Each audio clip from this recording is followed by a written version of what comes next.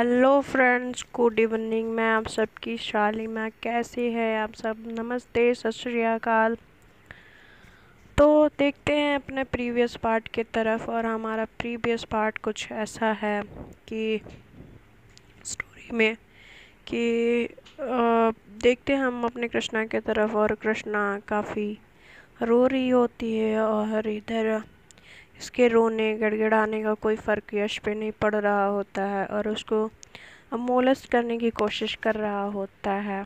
तो इधर हमारी तब तक श्रेया आ जाती हैं और किसी तरह जद्दोजहद करते हुए वो कमरे के अंदर दाखिल हो जाती हैं और वो कस के डंडा मार देती हैं यश के सर पे। और जो यश होता है वो हट जाता है और वो कृष्णा को संभालती हैं। तो देखते हैं अब स्टोरी में आगे। तो ऐसा होता है कि जो श्रेया होती है वो दरवाजे की तरफ देखती हैं और देखती हैं कि उनके पिताजी जो होते हैं वो खड़े हैं। तो कहती हैं कि उठ जाती हैं, साड़ी जिधर पड़ा होता है उसको उठाती हैं और कैसे भी करके उनको कवर करती हैं। और इनकी माताजी अंदर आती हैं और इधर जो उनके साथ अमायरा होती है वो भी अंदर आती है और देखती है ये सब चीज़ें। तो जो हमारा यश होता है वो संभलता है और कहता है कि माँ, ये सब मैंने नहीं किया है, ये सब इसने किया है। और कृष्णा ने मुझे फंसाने की और बरगलाने की कोशिश कर रही थी। तो ऐसा बोल रहा होता है और जो हमारी श्रेया होती है कहती है कि यस, झूठ मत बोल, मैंने अपने आँखों से देखा है तू क्या कर रहा था और तू सच्चाई की मूरत बन रहा है, विक्टिम बन रहा है। तो ये जो हमारी सोनिया जी होती हैं वो पूछती हैं कृष्णा से कि कृष्णा क्या हुआ बेटा?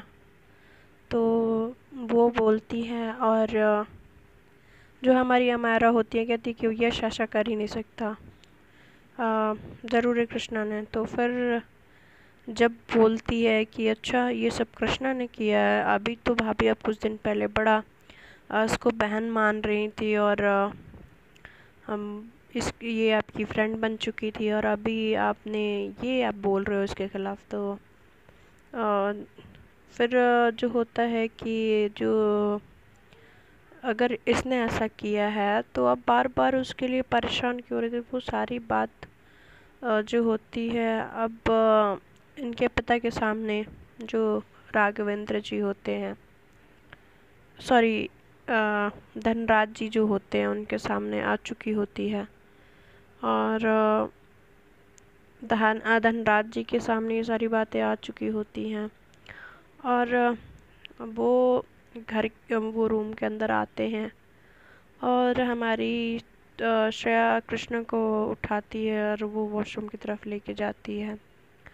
और वॉशरूम में अच्छे से साड़ी से कवर की हुई साड़ी को श्रेया कृष्णा को अच्छे से साड़ी पहनाती है और श्रेया कृष्णा का फेस अपने हाथों में लेते हुए बोलती है कि देखो मेरी तरफ श्रेया, तुम्हारे साथ कोई कुछ भी कहे या तुम्हारा कोई साथ दे या ना दे, मैं तुम्हारा साथ कभी नहीं छोड़ूंगी। और ऐसा बोलते हुए कहती है कि भरोसा रखो तुम मुझ पे, तुम्हें जो तुम्हारे साथ किया गया है मैं उसकी सज़ा यश को दे के रहूँगी। और ऐसे उनको सीने से लगाते हुए गले लगा लेती हैं। और हमारी जो कृष्णा होती हैं वो बहुत डरी और सहमी सी होती हैं और वो श्रेया को पकड़ के रोने लगती हैं और कहती हैं कि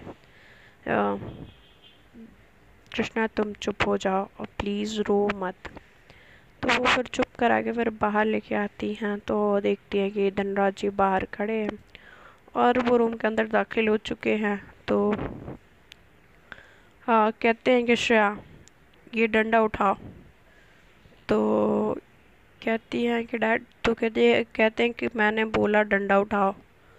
तो वो डंडा उठा दिए और कहते हैं कि इसको इतना मारो कि इसकी सांस टूट जाए। तो कहते कि डैड पर तो कहते हैं कि मैंने जो बोला वो करो, परवर नहीं। तो वो जो हमारी श्रेया होती हैं डंडा उठाती हैं और मारने लगती हैं, और जो हमारी कृष्णा के शरीर पे जो जो यश होता है, उसके हाथों का निशान, उसके बॉडी के कुछ कुछ जगहों पे, जैसे उसकी कलाई, जैसे उसको कमर से उठा के पटकना, मतलब कुछ कुछ जगहों पे जो दाग बन चुके होते हैं वो दिख रहे होते हैं। और इस बात से हमारी सोनिया जी बहुत ही ज़्यादा दुखी होती हैं। तो इधर हमारी जो श्रेया होती हैं वो डंडा उठा के यश की तरफ बढ़ रही होती हैं। तो अमायरा बोलती है कि मम्मी जी प्लीज़ रोक लीजिए ना, ट्रक रोक लीजिए, प्लीज़ रोक लीजिए ना। तो क्या वो यश बोलता है कि मम्मा मैंने कुछ नहीं किया है, मेरा यकीन मानो, ये झूठ बोल रही है और ऐसा। तो हमारी जो सोनिया जी होती हैं अपने बेटे यश का कॉलर पकड़ के और कहते हैं कि क्या इसके हाथों पे ये जो निशान है वो भी झूठ है यश? हाँ, इसकी आंखों में ये डर, ये अंदर से सहमी हुई, क्या ये भी झूठ है? हाँ, कोई लड़की ऐसे थोड़ी ना कर सकती है। और यश, ये तूने जो भी किया ना बेहद गलत किया है। तो और मुझे शर्म आती है तुझे अपना बेटा कहते हुए। तो अमायरा चुपचाप खड़ी होकर देख रही होती है और रो रही होती है। अब उसकी हिम्मत नहीं होती इतना सब कुछ जानने और देखने के बाद कि वो यश की तरफ से बोल सके। और वो रोए जा रही होती है और हमारी श्रेया जो डंडा उठाती है और यश को मारने के लिए बढ़ रही होती हैं। तो हमारी श्रेया जो होती हैं पहुंच जाती हैं और जो खड़ी होती है उसके सामने, यश के सामने, उसकी माँ कहती है कि श्रेया तू इसे इतना मार कि इसकी सांसें टूट जाए। तो हमारी जो श्रेया होती हैं वो मारने लगती हैं, मारते मारते इतना मार दिया, मार के जब थकती हैं, तो जब वो थक जाती हैं और उसके बाद वो कहती है कि यस तुमने जो भी किया है ये अच्छा नहीं किया है।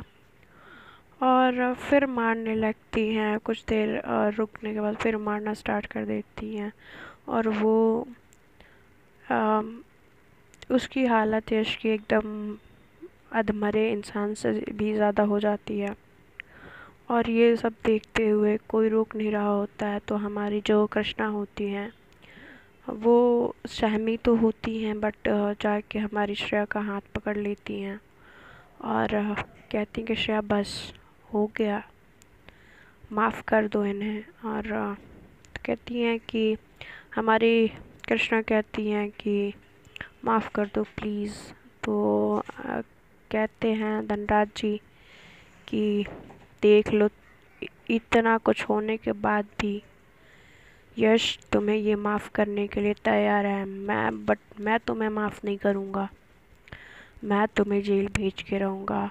और इधर हमारा रोने लगती है और कहती है, हमारी जाती है कृष्णा धनराज जी के पास और बोलती है कि नहीं डैड प्लीज़ माफ़ कर दीजिए आप।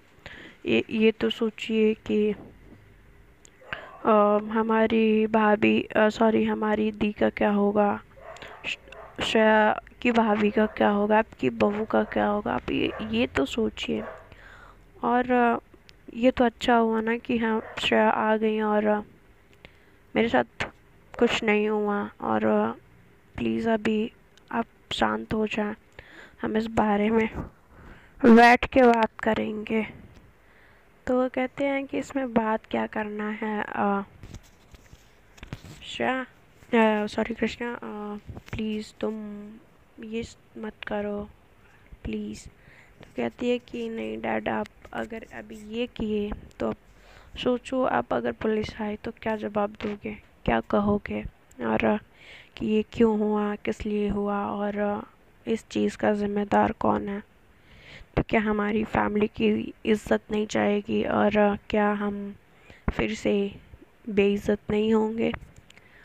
तो ऐसा बोलती हैं और वो चली जाती हैं, और बोल के, और इधर धनराज जी और सोनिया जी हमारा और श्रेया यश को देख रहे होते हैं। तो फिर ये सब लोग चले जाते हैं, हमारा वहीं रुकी होती है और यश को उठाती है और लेके जाती है उसके रूम के तरफ और कहती है कि यश, ये तुमने अच्छा नहीं किया कृष्णा के साथ। वहाँ पे तो मैं तुम्हारा साथ दे रही थी, मैं अपना पत्नी धर्म निभा रही थी, बट तुमने सच में ही अच्छा नहीं किया। और उनको ले जाती है, कमरे में छोड़ के चली जाती है। और वो आती हैं शाह के रूम के तरफ और नॉक करती हैं। तो इधर शाह दरवाज़ा खोलती हैं, कहती है कि हाँ भाभी, तो मुझे कृष्णा से बात करनी है। तो वो कहती हैं कि भाभी, कृष्णा उस कंडीशन में नहीं है कि आपसे वो बात कर सके। तो कहती है कि बस मुझे कुछ देर बात करनी है। तो कहती है कि क्यों भाभी, अभी तो आप यश का साथ दे रही थी, अभी आपको कृष्णा की फ़िक्र इतनी क्यों होने लगी। तो कहती हैं कि प्लीज़ ज़रा आप मुझे एक बार कृष्णा से बात करने दें। तो कहती हैं कि आइए अंदर। तो वो जब अंदर जाते हैं तो कहती हैं कि कृष्णा कहाँ है। तो वो वॉशरूम में होती है और वो सारी चीज़ों को सोच रही होती है और रो रही होती है, और कहीं ना कहीं वो अंदर से और बहुत ही ज़्यादा डर चुकी होती है ये सारी चीज़ों को देखते हुए। वो पहली बार इतना घिनौना और किसी से उसको डर लगा होता है, और उसी के परिवार में रहने वाले एक इंसान से जो कि उसको उम्मीद नहीं होती है। तो फिर वो जब बाहर आती है, अपना मुंह को वॉश करके, फेस वॉश एकदम अच्छे से करके आती है कि पता ना चले कि वो रो रही थी। और न रोएगी तो उसको देख के श्रेया को बुरा लगेगा। और इधर जो अमायरा होती है वो बोलती है कि कृष्णा, मैं तुमसे माफ़ी मांगती हूँ, मैं उस वक्त तुम्हें गलत समझ बैठी थी, प्लीज़ मुझे माफ़ कर दो। तो कहती कि दी, आप ऐसा मत भूलिए, मैंने आपको अपने मन से बहन माना है, और आप अपने पत्नी धर्म निभा रही थी और उसमें आपकी कोई गलती नहीं है।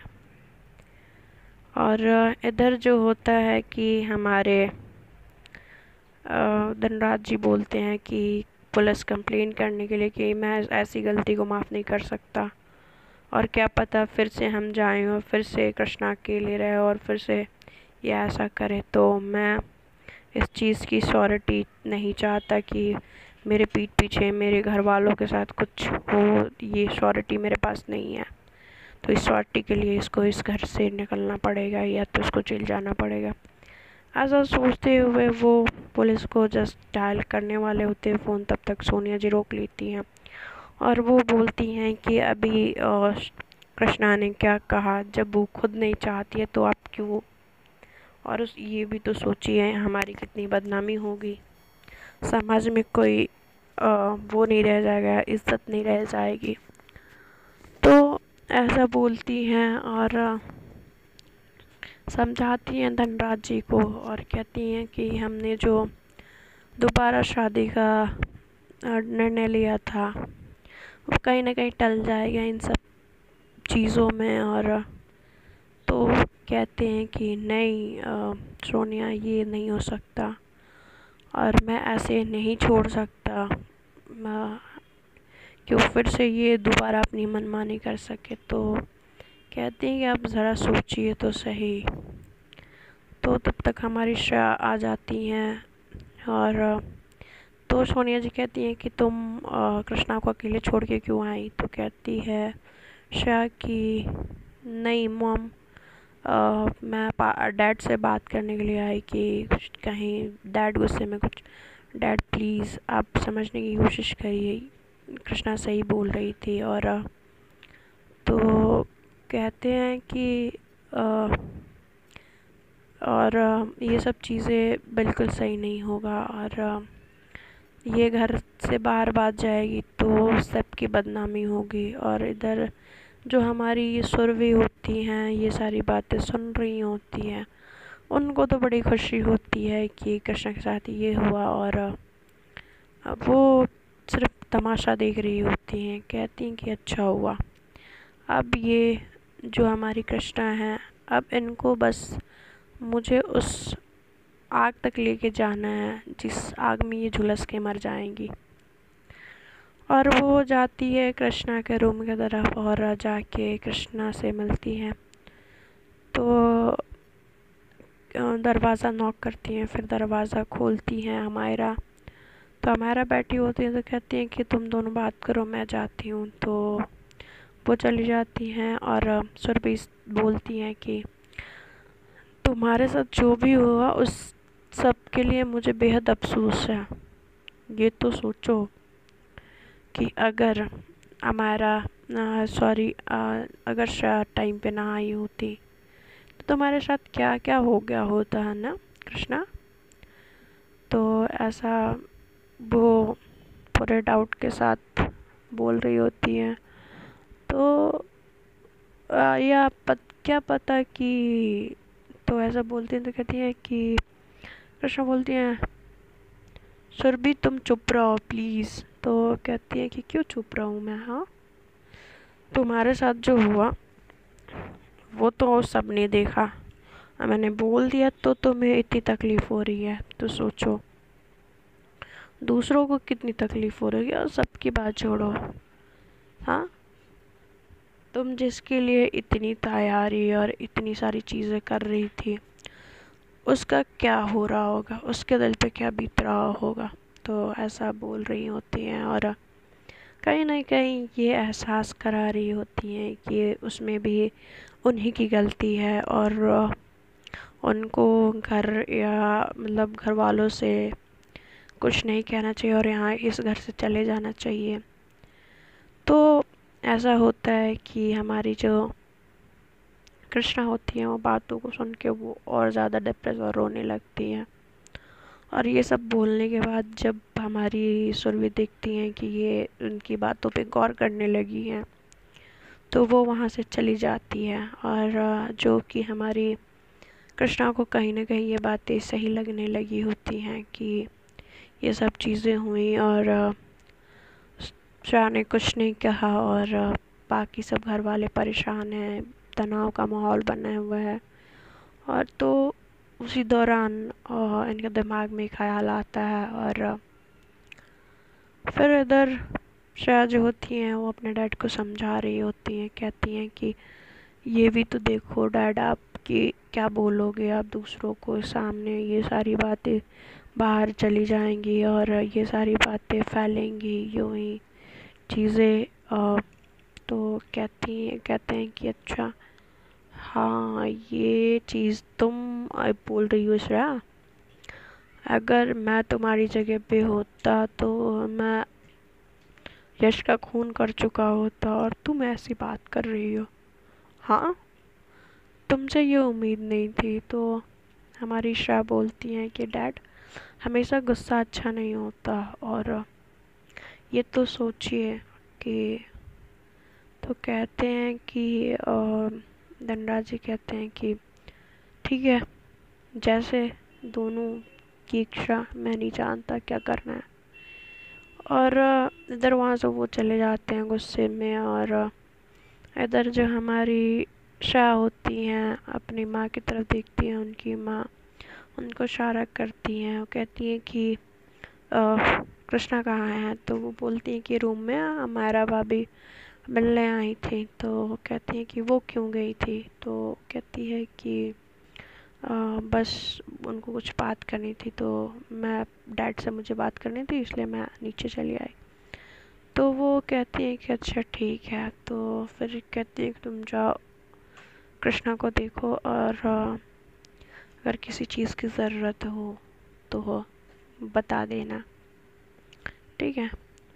और इधर हमारी सोनिया जी सोच रही होती हैं कि सुबह कितना अच्छा माहौल था और अभी क्या से क्या हो गया यश की एक गलती की वजह से। और सब लोग इतने परेशान, अमायरा, यश, कृष्णा, श्रेया और सब ऐसे परेशान हो गए और कुछ समझ नहीं आ रहा है कि ये क्या चल रहा है।